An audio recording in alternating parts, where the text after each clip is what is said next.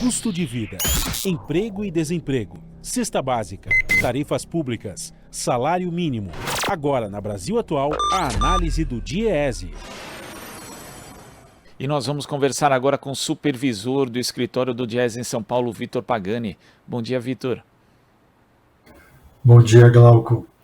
Na semana passada, nós tivemos a divulgação da Pesquisa Nacional por Amostra de Domicílios, a PNAD contínua do IBGE, mostrando que a taxa de desemprego no país recuou para 8,9% no trimestre encerrado no último trimestre aqui.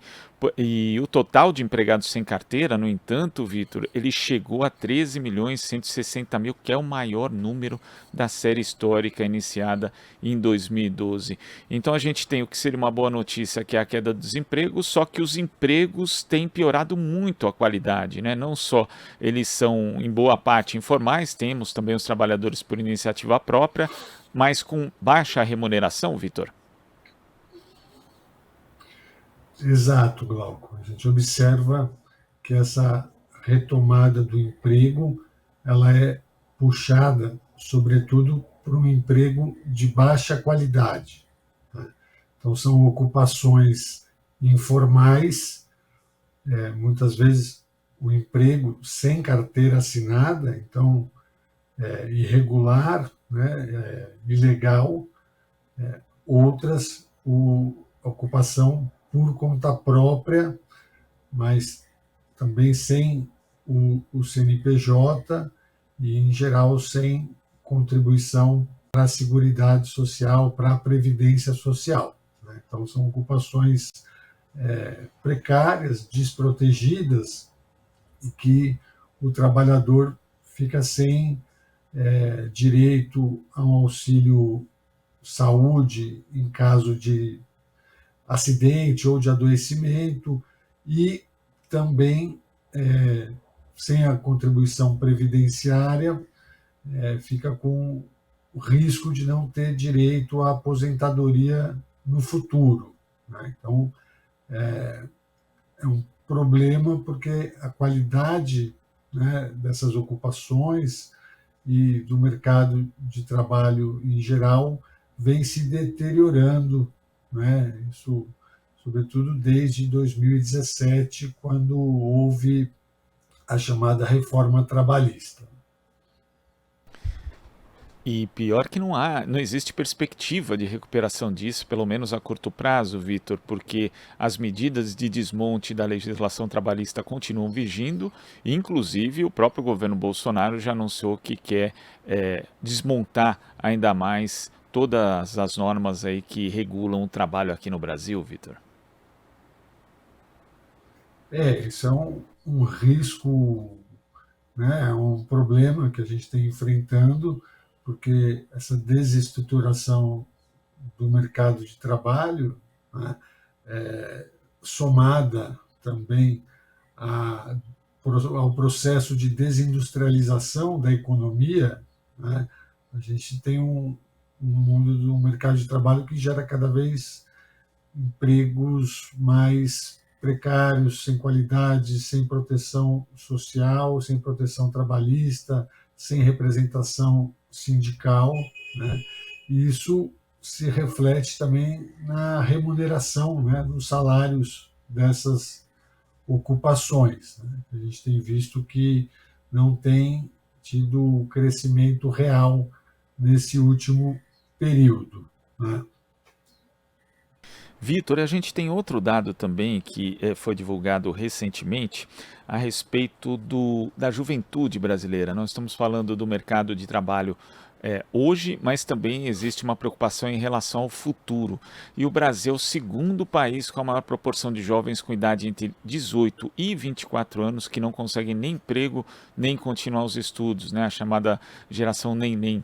Os dados que são do relatório Education at a Glance de 2022, da Organização para a Cooperação do Desenvolvimento Econômico, foi divulgado ontem. E como é que isso pode afetar ainda mais o nosso mercado de trabalho e que tipo de perspectiva esses jovens vão ter se hoje eles não conseguem nem emprego e nem estudar, Vitor? Glauco, esse é um grande desafio, né? Porque nós estávamos falando aqui da taxa de desemprego da PNAD, né, que a taxa de desemprego médio está ali próximo dos 9%. Quando a gente olha para a juventude, né, para a faixa etária de 18 a 24 anos, a gente observa que essa taxa é mais do que o dobro do que a média geral, né? Então, a dificuldade para o jovem ingressar no mercado de trabalho, ela é ainda maior do que para o trabalhador em geral, né? E essa pesquisa, esse estudo divulgado pela OCDE, né, que fez uma análise em 45 países, pegou os 38 países membros da OCDE, mais o Brasil, a Argentina, a China, a Índia, a Arábia Saudita e a África do Sul, constatou que no Brasil, pegando essa mesma faixa etária, né, de 18 a 24 anos, tem 35,9% de jovens sem uma oportunidade de estudar e sem uma oportunidade de trabalhar, né? Então, essa é a segunda maior proporção de jovens nessa situação, né? O Brasil só não está pior do que a África do Sul, onde são 46,2% dos jovens nessa situação, né? E esse período, né, essa fase da vida é uma fase de transição, né, em que o jovem está saindo da educação, né, para o mercado de trabalho, em que deveria estar cursando uma graduação ou um curso técnico, né, e na medida em que ele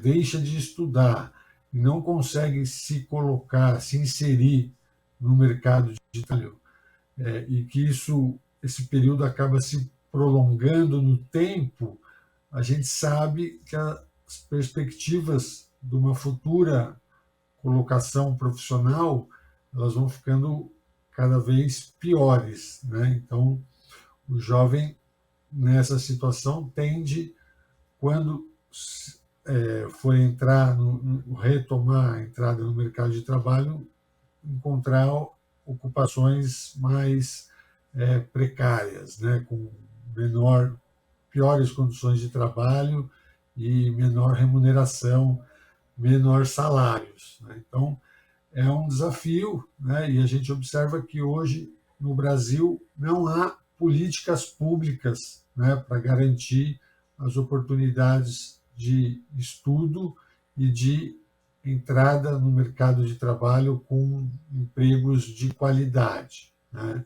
Houve também, na parte educacional, um desmonte, né, das políticas que existiam. Então, hoje, para o jovem acessar, né, a universidade, ter condições de permanecer na universidade, está cada vez mais difícil.